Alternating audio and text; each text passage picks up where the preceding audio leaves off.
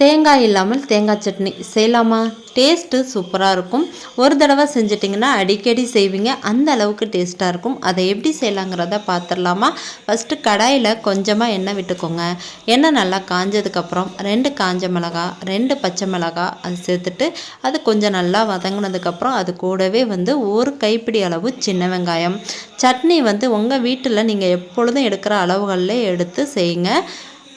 வெங்காயம் நல்லா வதங்கணும். வெங்காயம் நல்லா வதங்கினதுக்கப்புறம் அது கூட இஞ்சி பூண்டு சேர்த்துக்கலாம். இஞ்சி ஒரு துண்டு இஞ்சி, ஒரு 4-5 பூண்டு பல் சேர்த்துக்கோங்க.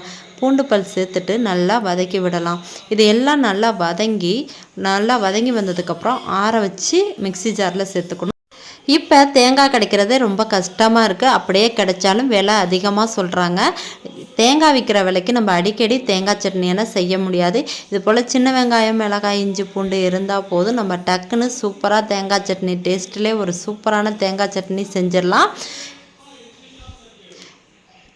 இதையெல்லாம் நல்லா வதங்கி ஆறுனதுக்கப்புறம் அதை மிக்ஸி ஜாரில் சேர்த்துக்கிறேன். மிக்ஸி ஜாரில் சேர்த்துட்டு இது கூட ஒரு 2 கைப்பிடி அளவுக்கு பொட்டுக்கடலை சேர்த்துக்கலாம். நான் ஏற்கனவே சொன்னது போல் உங்கள் வீட்டில் நீங்கள் என்ன அளவுகள் எடுப்பீங்களோ அந்த அளவுகளில் எடுத்து செஞ்சுக்கோங்க. இப்போ 2 கைப்பிடி அளவு பொட்டுக்கடலை, அது கூட தேவையான அளவு உப்பு சேர்த்துக்கிறேன். உப்பு சேர்த்து தண்ணி விட்டு நல்லா ஃபைனாக அரைச்சி எடுத்துகிட்டு வந்துடலாம். இப்போ வேறொரு பாத்திரத்துக்கு மாற்றிக்கிறேன். இந்த சட்னி கொஞ்சம் தண்ணியாக இருந்தால் தான் நல்லாயிருக்கும். அதனால் தண்ணி சேர்த்து நல்லா மிக்ஸ் பண்ணி விட்டுக்கலாம். அவ்வளோதான், சூப்பரான தேங்காய் இல்லாமல் தேங்காய் சட்னி ரெடி ஆயிடுச்சு. நம்ம எப்பொழுதுமே சட்னியை தாளிக்கிறது போல் எண்ணெய், கடுகு, காஞ்ச மிளகாய், கருவேப்பிலை, அதுக்கப்புறம் பெருங்காயத்தூள் சேர்த்து நல்லா சட்னியை தாளித்து விட்டு இறக்குனிங்கன்னா சூப்பரான தேங்காய் சட்னி ரெடி ஆயிடுச்சு. நீங்கள் இதை உங்கள் வீட்டில் ட்ரை பண்ணி பாருங்கள். ட்ரை பண்ணி பார்த்துட்டு எப்படி வந்துச்சுங்கிறத எனக்கு கமெண்ட் பண்ணுங்கள்.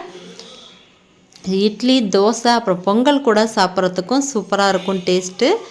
ஒரு தடவை உங்கள் வீட்டில் இது போல் ட்ரை பண்ணி பார்த்துட்டு எப்படி வந்துச்சுங்கிறத கமெண்ட் பண்ண மறந்துடாதீங்க.